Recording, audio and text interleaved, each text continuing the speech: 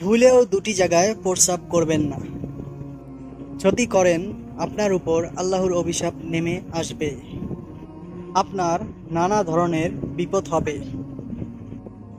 রাসূল সাল্লাল্লাহু আলাইহি সাল্লাম বলেছেন, তোমরা এমন দুইটি কাজ হতে বিরত থাকো যা অভিশপ্ত। সাহাবীগণ জিজ্ঞাসা করলেন, ইয়া আল্লাহর রাসূল, সেই অভিশপ্ত কাজ দুটো কি কি?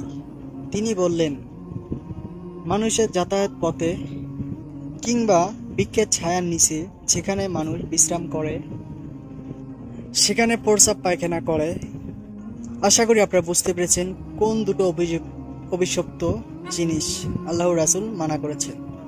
আমাদের আলোর পথ চ্যানেলটি ইসলামিক ভিডিও ভালোবেসে থাকলে সাবস্ক্রাইব করে সঙ্গে থাকবেন। অবশ্যই কমেন্টে জানাবেন ভিডিওটি কেমন লাগলো। একটি লাইক, একটি শেয়ার করবেন অবশ্যই। আল্লাহ হাফেজ।